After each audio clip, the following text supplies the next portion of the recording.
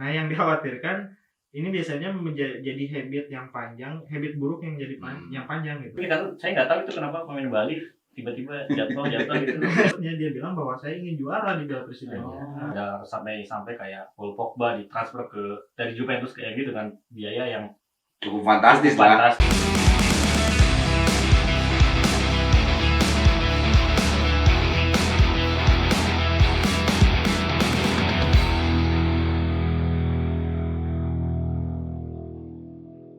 Halo sahabat olahraga, salam olahraga. Kembali lagi bersama kita di program Sisi Sepak Bola atau SSB yang tentunya di sini akan membahas tentang persepak bolaan nasional, khususnya liga-liga yang ada di Indonesia dan tim nasional Indonesia. Namun sebelumnya saya ditemani oleh teman saya yaitu Ahmad Ramdhani atau biasa disebut Male dan Mang Sofyan Jalil.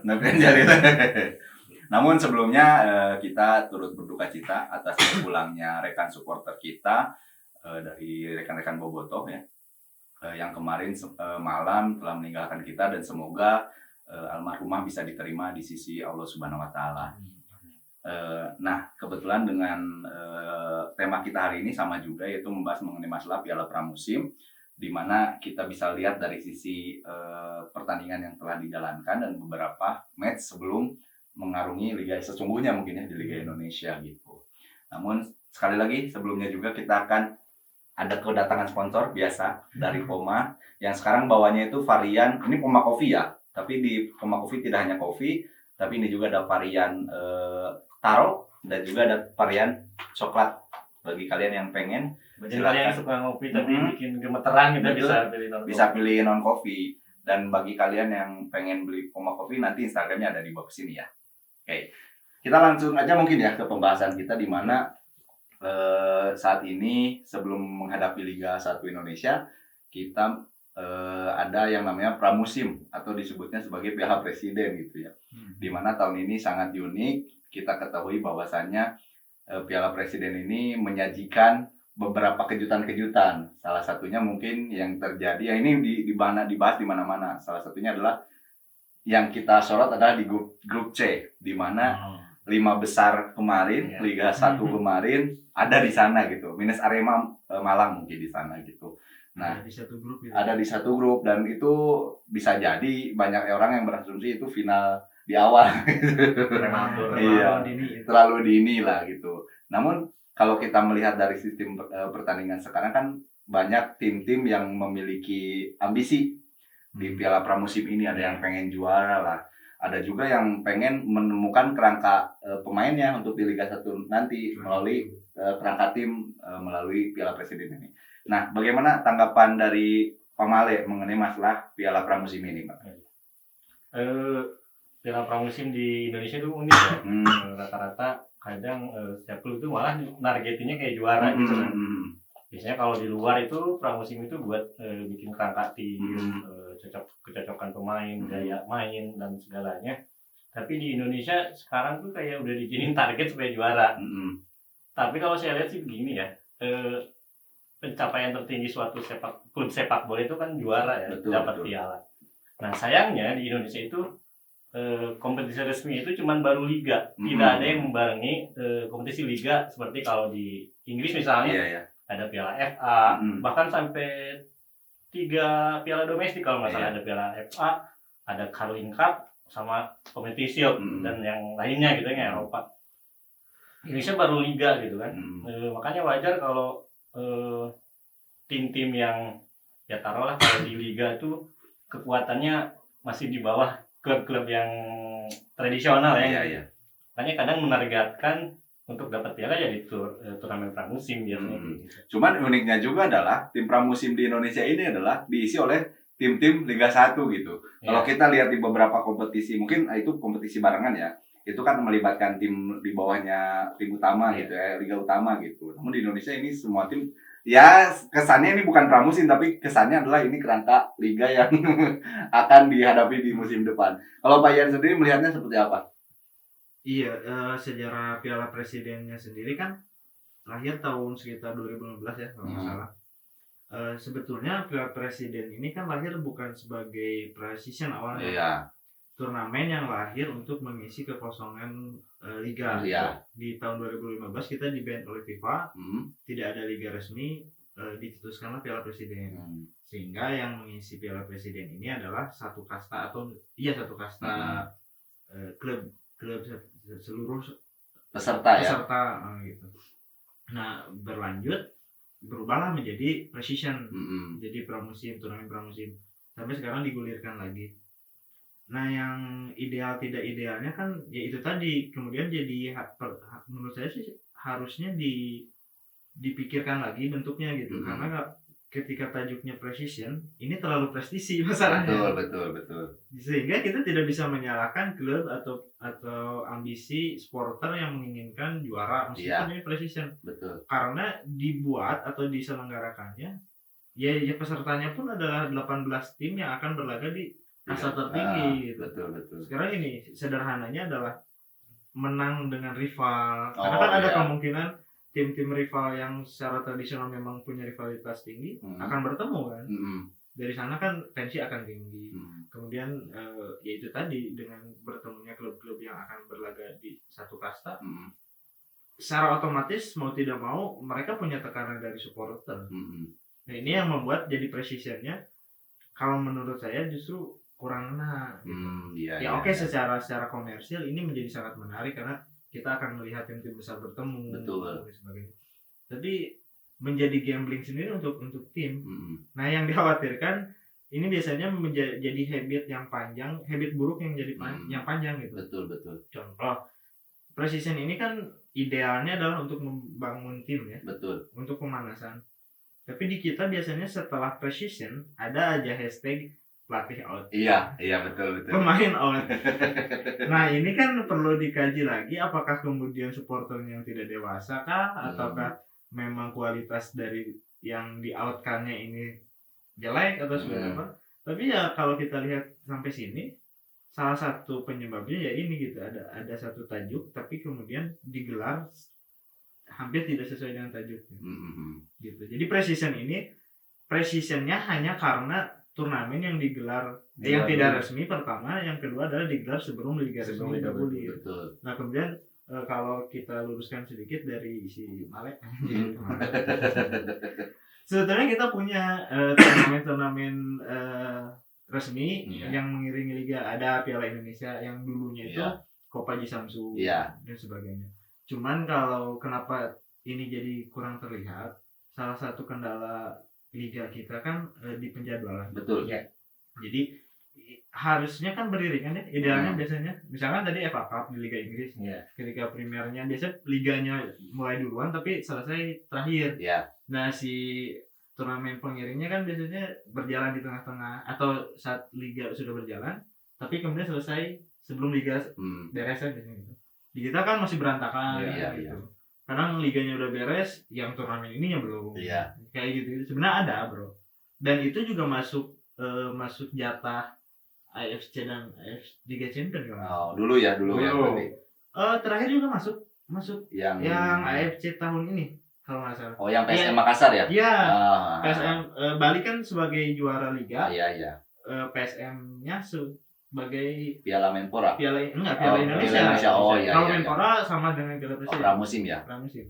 Ya, tapi sebenarnya memang saya fokus di tadi ya, bahwa saya pramusim ini kadang-kadang menghadirkan suatu kejutan juga bagi sebuah tim, yaitu adanya perombakan pemain.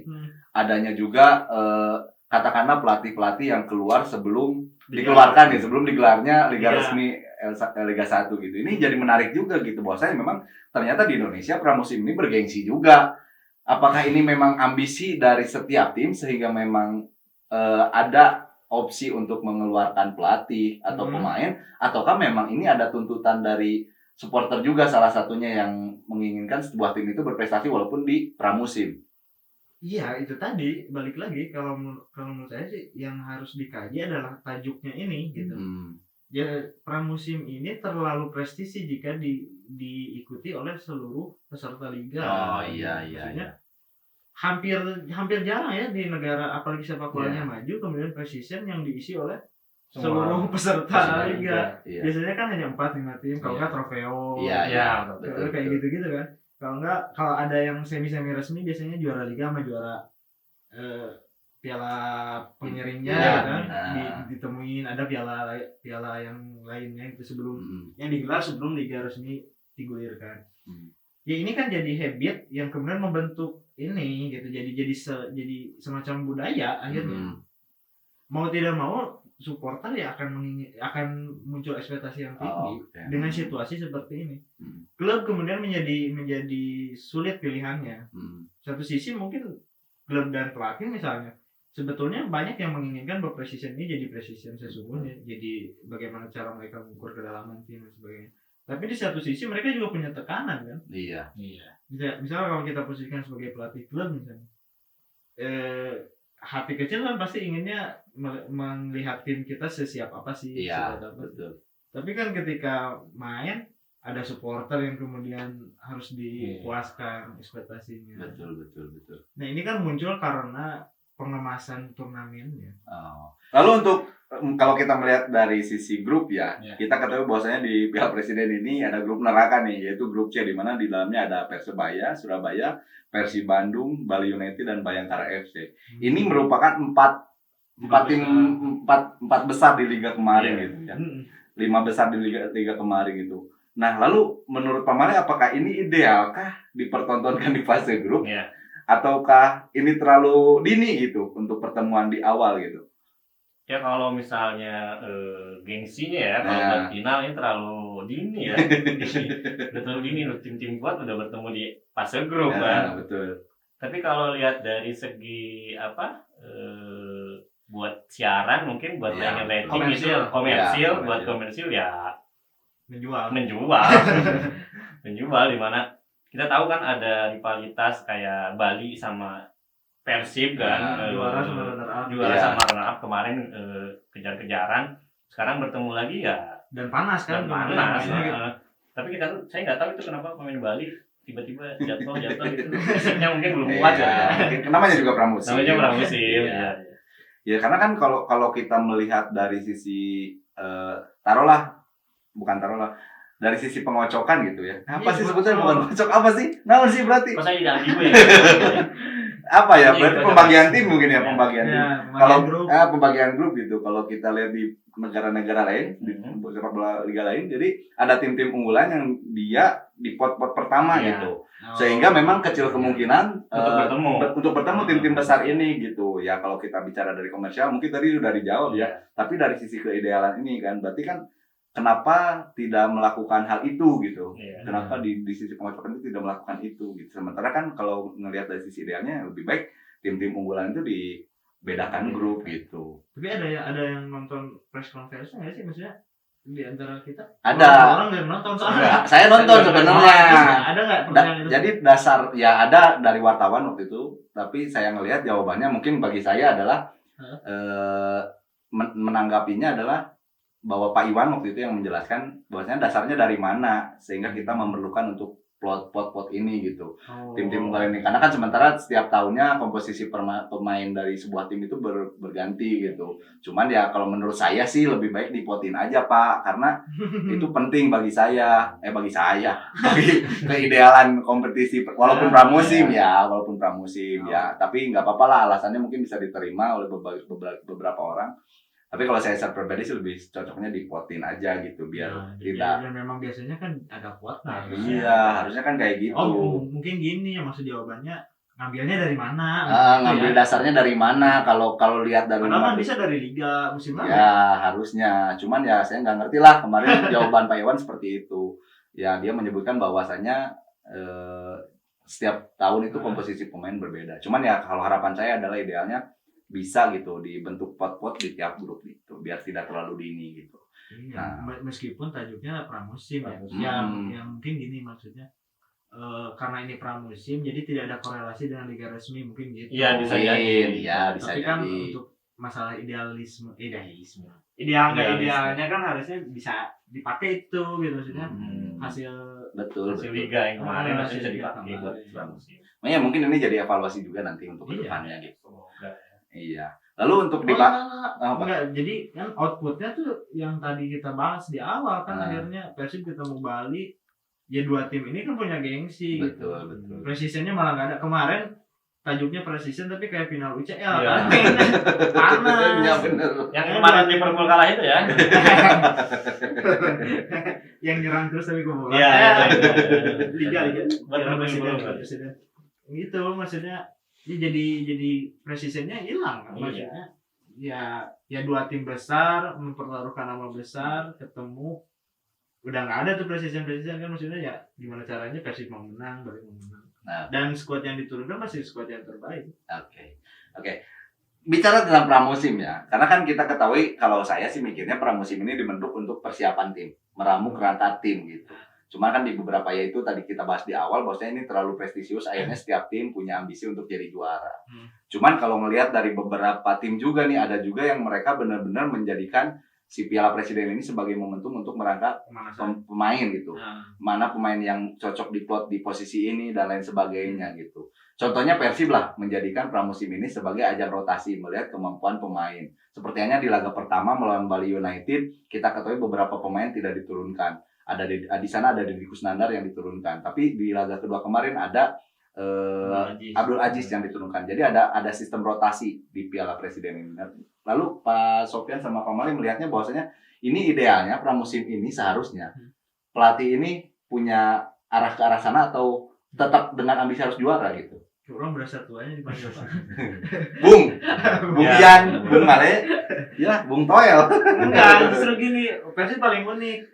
Persib di bawah Robert itu pelatih yang terkenal biasanya lepas yang namanya precision. Biasanya dia tuh paling sering menggunakan precision sesuai dengan tajuknya. Iya. Biasanya dilepas lah. Kecuali bahkan Piala Menpora yang tahun kemarin sebelum Liga, Robert itu kan selalu bilang ini precision, ini persiapan tim kami.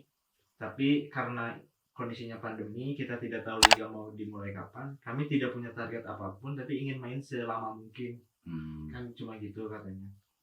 Meskipun ini juga banyak yang bilang klise lah, karena kalah dengan tim rival di final dan sebagainya kan gitu. Ya Robert terkenal dengan itu lah intinya. Tapi untuk Piala Presiden saat ini jangan salah loh, Robert bahkan bilang ke media dengan bos Teddy justru unik, luar dari jalurnya. Dia bilang bahwa saya ingin juara di Piala Presiden. Iya. Kami ingin titel katanya sekarang. Ya mungkin salah satunya ya karena melihat precision ini sangat prestisi. Termasuk kesiapan tim mungkin Robert udah percaya diri dengan komposisi pemain yang dibawa. Melihat skuad juga kan tidak terlalu banyak berubah ya.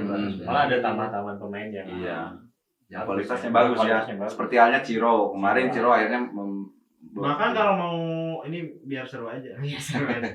Bahkan kalau yang di Piala Presiden sekarang bilang mau dijadikan ajang pemanasan, justru Persija yang mengeluarkan statement itu. Ya dengan tim yang baru, mungkin dengan pelatih yang baru, mereka justru mau menggemborkan bahwa kami ingin buat kerangka tim. Oke. Kalau Pak Mali melihatnya di tim-tim Indonesia gitu ya, sejauh ini gitu, apakah memang di pramusim ini sudah dijadikan mereka menjadikan ini sebagai sebuah ajang peramuan tim, ataukah memang seperti halnya tadi Pak Ian bilang bahwasanya terlalu prestisi nih, akhirnya setiap tim ingin berambisi nih untuk juara gitu. Ya kalau misalnya saya salah, maaf ya. Tapi saya lihatnya begini ya, ada beberapa tim yang kayaknya menargetkan untuk juara. Ada tekanan dari supporter misalnya kan. Ya saya bilang tadi kan pencapaian tertinggi sebuah klub itu kan dapat piala. Betul. Dapat piala. Makanya nggak heran sih kalau ada beberapa klub di turnamen Piala Presiden ini yang menargetkan untuk juara. Untuk biasanya anjing mau deh. Apa namanya? Memuaskan dahaga supporternya. Gitu mungkin kira-kira. Iya. Jadi tapi kalau melihat dari pramusim ini ya, tapi sebenarnya kalau ideal gitu, melihat dari setiap tim membawa komposisi pemain, rata-rata memang mereka belum full tim. Contohnya adalah Persib masih minus pemain-pemain timnas seperti halnya Kambuaya, Rianto dan Klopp. Di beberapa tim juga ada yang belum datang pemain-pemain asingnya. Bahkan Persija sendiri dia memasukkan nama-nama pemain trialnya. Nah ini kan menjadi sebuah pertanyaan, apakah memang pramusim ini juga mungkin kalau lihat dari Persija karena dia menjadikan ini sebagai ajang meramu tim, akhirnya memasukkan nih nama-nama pemain trial gitu. Namun ada beberapa tim juga yang pemain asingnya belum datang gitu. Ya, pada akhirnya kan gini, ketika bicara itu benang merah, satu-satunya benang merah pramusim adalah tergantung kondisi tim ketika datang ke turnamen ini. Gitu. Normal di preseason kemudian klub membawa pemain-pemain trial untuk dicoba dilihat dari pertandingan-pertandingan yang bermain 90 menit gitu, maksudnya bertemu lawan yang kurang lebih nanti di liga akan normal. Ya akhirnya itu gitu, bahwa tergantung timnya. Persib dengan percaya diri menargetkan juara ya karena mungkin dia datang dengan squad yang dirasa lebih dari 70% sudah siap. Oh iya. Gitu kan. Tergantung timnya akhirnya kan. Kalau ngelihat dari pembahasan tadi ya, Konate di tengah-tengah ada proses transfer di tengah-tengah Piala Pramusim ini sebenarnya hal lumrah nggak sih di Indonesia gitu dengan proses transfer seperti ini gitu? Kalau sekarang sih jadi lumrah ya. Karena secara finansial klub-klub kita sekarang sudah baik lah ya, nggak tergantung dulu kayak dulu kan masih tergantung sama APBD ya. Iya. Masih anggaran. Kalau sekarang kita kan udah istilahnya ya udah profesional lah. Pemasukan klub banyak lah dari sponsor sehingga klub bisa leluasa mengelola keuangannya sendiri ya. Makanya kalau misalnya bicara transfer pemain, kalau dulu kan sekarang juga masih kebanyakan biasanya klub kontrak pemain yang sudah habis kontrak dengan klub yang sebelumnya kan. Iya. Karena secara tidak langsung itu mengurangi beban biaya ya di anggaran transfer, paling cuman nantinya dia cuman masalah kontrak dan gaji. Betul. Namun tidak ada tebus menebus mungkin. Tidak ada tebus menebus. Kalau di liga luar kan kita tahu sendiri ada sampai kayak Paul Pogba ditransfer dari Juventus ke MU dengan biaya yang cukup fantastis. Di Indonesia masih belum ke arah situ, tapi sudah ada ke arah situ. Iya, ke arah situ kan. Terus masuk salah satunya Konate ditransfer dari Persija ke Nusantara ya. Saya masih Cilegon. Kita masih di Cilegon. Ya, jadi ya sesuatu yang baik lah buat klub-klub profesional di Indonesia khususnya gitu. Ada sistem transfer yang ngasih fee ke klub yang diambil pemainnya. Iya, betul. Dibeli. Ya. Ngopi, Bos. Haus ya? Minum dulu lah. Haus, ya? Ini kan ada 2 produk paling mantap di Sumedang. Silakan. Jangan dari tadi ngopi. Dari tadi. Kopi dulu. Buat bintang Emon yang mau ngopi sama Pak Iwan, saya duluan ngopinya ya. Oh iya, buat Bang Iwan sama Bang Bintang, mending di Poma aja kopinya. Ya, bisa. Itu udah mah terjangkau, enak lagi. Sponsor kita. Mantap. Oke, kita lanjut ya. Tadi kan bicara tentang lumrah nggak lumrah gitu, proses negosiasi, proses transfer yang saat ini sudah beberapa tim mungkinnya udah mulai menebus nih pemain di tim. Jadi udah berani. Jadi si pemain pun tidak terlalu gemper gitu, tergemper. Kita harap orang main di mananya, menggak kontrak kan otomatis ya bingung main di mana. Tapi kalau ada sistem menebus gini, setidaknya gitu pemain ketika bermain bagus bisa dilihat oleh tim lain langsung dibeli. Ini juga jadi ekosistem yang bagus bagi transfer kita. Iya, positifnya kan itu membangun ekosistem menuju profesional yang sesungguhnya gitu. Ada transfer pemain. Dan berarti kan kedepannya kalau misalkan ini berjalan bagus, ekosistem seperti ini kan jadi sebuah industri ya. Iya. Klub itu kan kalau era modern kan klub itu industrinya. Bagaimana mencetak pemain bagus atau membeli pemain dengan harga murah dijual dengan harga mahal kan itu. Iya. Di kita mah belum. Kita masih belum. Ya transfer ini belum semuanya kayak gitu kan. Di Indonesia mah masih asing. Betul. Karena benar kayak tadi Male bilang, kalau di kita biasanya malah nunggu transfer pemain nunggu kontrak pemain habis. Tapi komunikasi udah jalan biasanya. Nanti pas benar-benar tanggalnya habis baru welcome. Ya positif sih kayak gini tapi saya salut sama Ran. Betul dia melakukan terobosan terobosan yang impactnya positif untuk sepak bola kita gitu. Betul ya, mudah-mudahan di klub lain juga bisa mengikuti jejak pada akhirnya kan diharapkannya gitu jadi trademark gitu jadi. Dan tidak menutup kemungkinan kayak sekarang kan di futsal kita kan bisa mendatangkan pemain seperti Ricardinho kan. Ya siapa tahu kan nanti kalau di suatu waktu Ronaldo bisa ke Persib, Lionel Messi ke Jakarta. Mudah-mudahan dua-duanya ke Persib lah. Oh iya. Jadi El Clasico kan, biar nggak nonton El Clasico Barca Madrid doang, Persib sama Persija juga bisa ditonton. Di Indonesia klub-klub itu mungkin ada beberapa yang sekarang sudah mengontrak pemain jangka panjang gitu ya. Ada mulai lah, ada 3 tahun, ada berapa tahun gitu. Cuman masih ada nih beberapa pemain di Indonesia yang hanya dikontrak 1 tahun. Ini kenapa sih sebenarnya? Cuman dampak buruknya itu tadi setiap klub kemudian kesulitan untuk mempertahankan skuad yang sudah ada. Iya benar-benar. Sistem cara klub ambil pemain juga masih lumayan jadul ya. Oke lah, tidak ada yang salah daripada beli kucing dalam karung kan. Iya. Apa yang Maguire 80 juta? Nah, ini salah satu contoh bagaimana pengembangan usia dini kita masih sangat jauh daripada bagus.